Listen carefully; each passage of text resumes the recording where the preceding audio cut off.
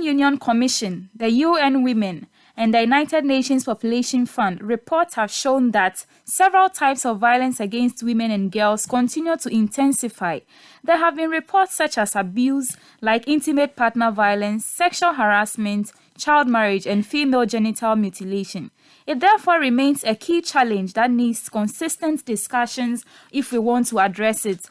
On this note, I welcome you to today's Curious Minds podcast. On this episode, we are looking at ending sexual harassment and violence against women. What are the role of men and boys? What can they actually do? Because a lot of them tend to be the perpetrators of violence against women and girls. And I have my guests who are here with me to discuss today's topic as we look at ending sexual harassment and violence against women once again. Welcome aboard. And welcome aboard, my guests.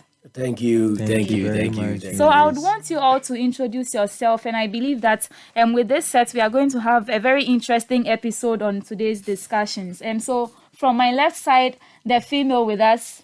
Nanaba Apietoa. Okay. My name is Dr. Michael Babaini. All right. My name is Mr. Prince Kwesi Boni. Thanks for having all of you. And thanks for joining today's discussion also. And so we'll zoom straight into the discussions. We are talking about ending sexual harassment. We are talking about ending violence against women, the role of men and boys. Even though the role of men and boys, would like to take a look at what we stand at or what the situation actually is. When we talk about violence against women and girls, what are the things that are happening that will even let us know what men and boys can also do to help? Prince? Yeah, so Mavis, before coming into this program, I was reading some article from UN Women website where they were stating that globally an estimated 736 million women, almost 1 in 3, have been subjected to intimate partner violence or non-partner sexual violence, or both at least once in their life. So these are alarming figures, and I felt so these things are actually going on. We lived in compound houses. We saw where some of our friends, the parents of some of our friends are fighting. We saw some of the girls being abused at school for not doing, probably maybe not accepting a guy's proposal or something like this. And people don't really talk about it. Mostly girls are the victims of these things, and we don't seem to talk about it. And I find that very disheartening. Yeah. Okay, but Dr. Michael, would you say that because like Prince was saying, that it's not something we talk about a lot of the times because I don't know, for reasons best known to those who may not want to talk about it, would we say that we have come to accept the situation? That is why we don't talk about it. Oh, I don't think so. The only thing I think about, or I have a view on this, the view is that when you share more light or you throw more light at something, the more people get to know about it, and then we tend to have decreased number of cases of this particular thing. I mean, it's so alarming for you to have it, but the fact that it's so alarming does not mean that we can't do anything about it. So far as we are talking about it and we even have this number of cases, that means that if we're not talking about it, we would have had escalated numbers than what we're having. So it's gradual. And then also when it comes to the situation we have here, I mean, it's like that. The female's body, let me give you the chronology of the female's body. The female's body is in such a way that when you are growing up, they would say that your body belongs to your parents. Now, when you become an adolescent, now you become an adult, you realize that you can give birth. When you marry, that particular body now belongs to your husband. Then when you become, pregnant. Okay, when you become pregnant, that body belongs to your child. When the child comes out, as a result of delivery, I mean, you've been able to deliver a child safely and you have a child now, that body belongs to your child. So you can see that it's something that has been there.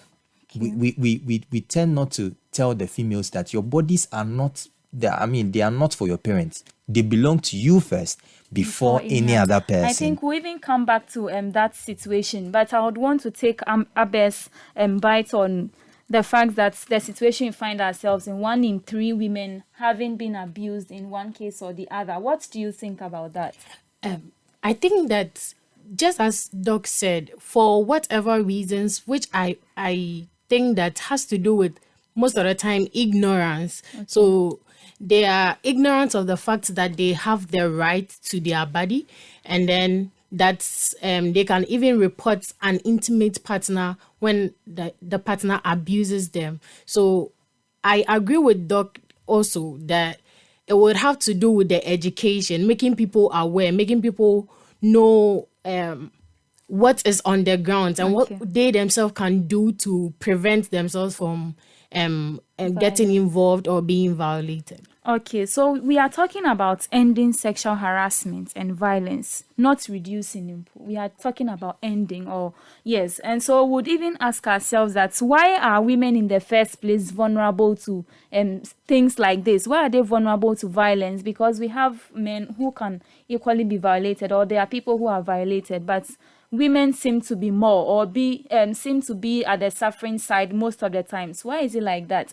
Prince. So yeah, we have this misconception that women are mostly weak. Women are mostly vulnerable. When a guy approaches a woman, like, you must obey. That kind of conception that, oh, this woman there, she must obey what I have to say. She doesn't have a say in anything that I do. The guys are seem to be like the tough ones, and you find it like women. It will be weird if you see a woman trying to harass a guy, like try to violate a guy. Like, you got nerves. You got nerves to try something like that. But then the women are seen to be vulnerable. They are seen to be the weaker link. So any bad thing there, they want to approach the women. Yes, I get your point. But in this case, the women are like really vulnerable, even though they are seen to be weaker and all of that. But in this case, we see them being vulnerable, considering the statistics you gave. I'm sure that when we compare it to what the men face, it would be lesser. No, we won't have 3 men, and then 1 out of every 3 men have one person being abused. I don't think the case is like that. So why are the women in that position? What puts them in that position? I don't know if Abba, you I want think to that take it has to do with the problem of sociological imagination.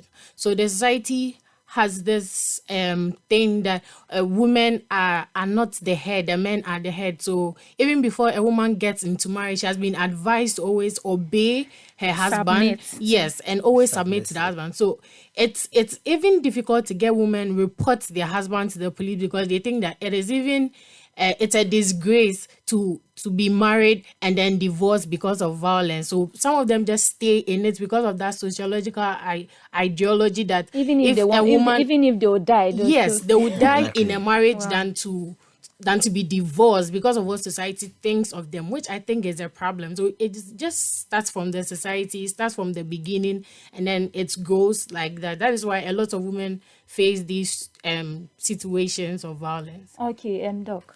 Okay, so I also agree with Prince, and then also Abba already. It has got to do with the social construct of Ghana. Let me use Ghana because I mean that's who we are. But it has got to do with the social construct that women are almost all the time to be blamed for everything. A woman is the home keeper. So if there's something going on in the house, I mean, it's her fault. So they've grown with this particular idea, this particular ideology that, okay, everything is my fault, so I'm going to take it. So because they are in the position of taking the blame, taking the fault, they are pushed in that particular box of vulnerability. Exactly. Okay, it is your fault. The males will not want to take up the faulty position or the blame game. Do you get it? So it has got to do with the fact that, I mean, we just want to blame the female for everything, even if it is not her fault. We try as much as possible to link her up and lump her up.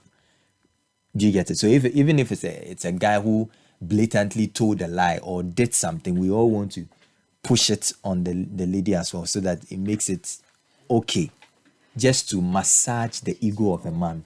But if we look at it on the fact that it's not all the time that it's a man, then we know that vulnerability, that particular ideology is going to be taken out, and then the vulnerability is going to go down.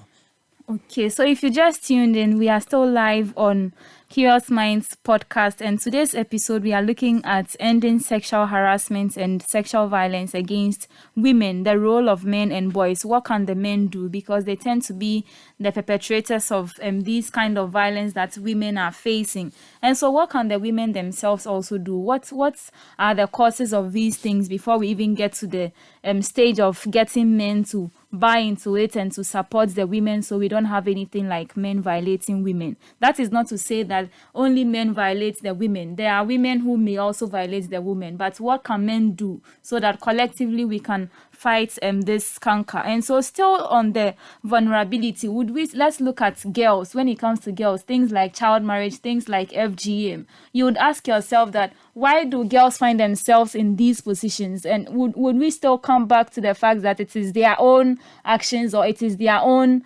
perceptions that are pushing them into it? Or what exactly is putting girls in these particular positions that they do not even have an idea of? You are a girl growing up and you are told that this is what you have to go through. Regardless of the pains or the consequences you have to bear, you have to go through it. What is it about that we have to take note of before we can even look at the solutions to it? Abba, I don't know if you'd want to take this one. Yeah, before Abba comes in quickly, I think the situation girls find themselves in sometimes influence certain things like child marriage, the rape. Assuming a girl practicing living in a community where there are not enough toilet facilities, where open defecation is the norm, where everybody goes to the beach to go and do it, she exposes herself to predators. She goes there, be naked. Boys see her thinking, oh, maybe they can. Like it creates that avenue for them to use that as an excuse to take advantage of the girl. So the issue of child marriage, when a lady comes from a poem, it's not her fault. She wants to go to school. She wants to become a meaningful person in the society. But then the father or the mother has gone to take a loan from this rich guy. So you are supposed to go and marry the guy to pay off the loan. You see, so there are certain situations that make these girls. For all you know, the loan was not even used for her. Because if it was used for her, she would have been in school. She would have gotten some higher class level that you can't tell her to go and get married to any old man. You see. Okay, Doc. So it's just like the example I was using when we started, that the way we don't say it, but we know that's the main thing. That's the core issue. That when you are growing up, your body belongs to your parents. Okay. So because your body belongs to your parents, then we can give you out to marriage, because they think you're a property. And I mean, if you're a property, you often, if this belongs to me, if this particular pen belongs to me, I can choose to give it to the person I want in exchange of money or not. So it has got to do with the social construct of Ghana or Africa. It has got to do with the mindset of the people. Why do we think that the female body does not belong to her, but belongs to the family and the society? Because, I mean, they would say, oh, for the guy, if you marry, we are not going to take any money from anyone. But for the lady, we will take money from him or her. Even if we have it and we are trying to, maintain culture, we can always try as much as possible to wait on. Hold on a little, let the girl develop very well. We shouldn't say, okay, because she's our child, then we take the decisions for her, we do anything that we want. No, you have to involve her. Do you want to go on this particular tangent? Do you want to go on, this? Do you want to marry this particular person? It must always involve her, because her body belongs to her. And first. It's even before Abba you come here, it's even surprising to sometimes identify that the girls are not even decisive. They don't even know the right choices to make before you even seek their opinion. So we'll get to what we even have to do before the girl would be able to make that sound decision to know that this is the right decision I'm taking. Some people even prey on that. They know you're not well informed, and so they'll intentionally come and ask for your opinion because they know you will definitely make the wrong choice. Yeah, Abba. And sometimes before they even get to make the decision or get the chance to decide, the harm has already been done. So a parent thinks that having doing this female genital mutilation is rather helping the child and preventing the child from fornicating. It's just as Doc said, it has to do with the mindset. And again, ignorance also plays a key role here because they don't even know what they are doing is going to affect the child in the near future. Again, they sometimes also think that giving the child out for early marriage is also giving the child a brighter future, especially when the child gets married to a rich man. So yes, it has to do with the mindset. It has to do with the role of even the parents they stay with. How well do they know that they are even violating the rights of the child? Sometimes they don't even know that what they are doing is a child abuse or is a violence to the child itself. Yeah. Yes, and it's surprising. Sometimes there are certain girls who may have gone through female genital mutilation and maybe aside the pains that they felt or they have gone through it and now are better, they even be teasing the other people that they haven't been mutilated and all of that. So they think it is a good thing being done to them, but they don't know the consequences. If you are not fortunate to go through it safely, then you would end up losing your life. So if you just tune in, it is today's episode on Curious Minds podcast, and we are looking at ending sexual harassment and violence against women and girls, what the role of men and boys are. You can also join us on our various social media platforms. On Facebook, we have Curious Minds -Ghana, on Twitter at CM Ghana, and on Instagram at CM Ghana. So do join us with your comments and share your experiences with us, and then we'll keep the conversation going so that we can all end sexual and gender-based violence and harassment against women and girls. And so moving on, let us look at some of the causes. Sometimes we would say that women are the causes of these problems, or women are the causes of these harassment issues meted out against them or violence meted out against them. Would we agree to this fact? What do they do to deserve this? What do they do to be said that it is their own fault, or they are the people causing their own problems? And Mavis, when you say what did they do, I think like it's rather should be put at what excuse do people give to abuse women? When we talk mostly they use dressing as one of the excuses to abuse women, especially sexually. So they think that the girl has dressed in a way that should attract men. Yes. But everybody has their rights to the way they want to dress. The way I have dressed should not give you yes, it shouldn't give you that right to abuse me, because it is my own body, it is my own right. Why is it that when we go outside, I think it's even the dressing is a perception. When we go outside Ghana, people wear shorts and then nobody talks about it. They think it's normal. But when you come to Ghana and somebody wears a short skirt, they think that the person is calling men to abuse them, which is wrong. So that is one of the excuses they give to abuse men, or to abuse women rather, and it is not something that they should do. It's really an interesting thing to say that someone is wearing shorts. So I ask myself, what about the people who are mentally not stable? They walk on the roadside. Exactly. Why they don't even wear anything? Why do they not attract men? Yes. It's very weird because as I said in my earlier submissions, that it's the situation the girls find themselves in that makes them look vulnerable at times. The issue of the dressing, the conception of people, especially men, and even some women, because a guy can see a woman walking around, like a girl nicely dressed, and the wife will say, hey, Jiweni, now it changes the guy's conception. Oh, you mean perception? Perception, yes. And let me approach her and see what can happen from this stage. You see, so sometimes the situation the girls find themselves in, which happens to be unfortunate, like the issue of where you're living in a community where there are no toilet facility, you have to go out to go and ease yourself and things like that. You are living in a house where your parents say they don't find the value of education, they don't know your strengths and capabilities, they don't know the issues relating to sexual harassment and things. And for all you know, it's not only just physical abuse. There's depression, there's emotional consequence, there's HIV, you can get the virus, there's even death. There are a lot of things relating to this harassment that people are overlooking. They just think, oh, maybe they've slapped her or something like that. Not just that one. Mentally, physically, psychologically, like your whole well-being. It affects everything about the lady. And we see ladies to be weak. things like this. Doc, kindly help me out. The thing you have after having PTSD. It's a major issue that people don't talk about. Girls especially cry in their rooms, and I have friends who go through things like this as a result of harassment or violation against them and things like that. Yeah.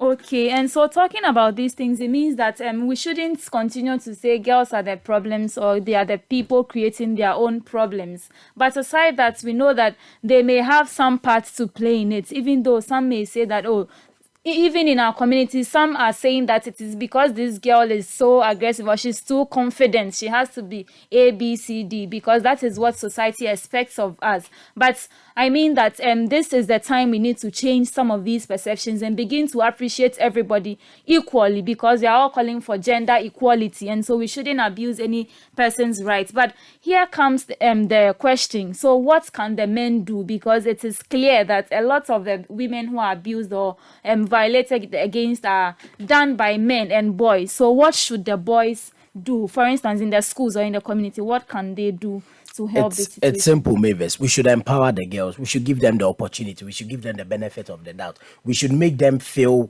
at home. We should make them know that they have power over, like Charlie, girls girls can even control men in certain situations. We should let them feel powerful. We should give them the opportunity. When we talk about control, some may think we are talking about like command. No. Giving them like leadership roles and things like that. Let them have say. Let them speak for themselves.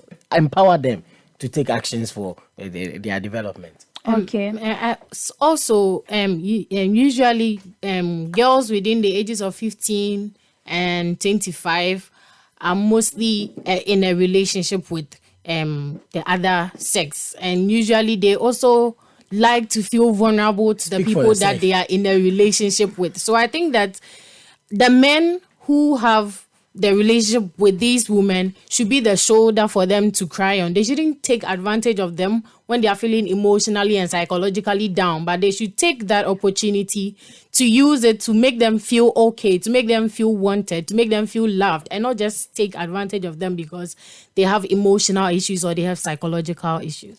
Okay, so I see you are talking about when it comes to the boys or even the young people, but what about fathers that we have in our various homes? Is there something fathers can also do? Because a lot of the times the girls will resort to their mothers when they face any challenge like that.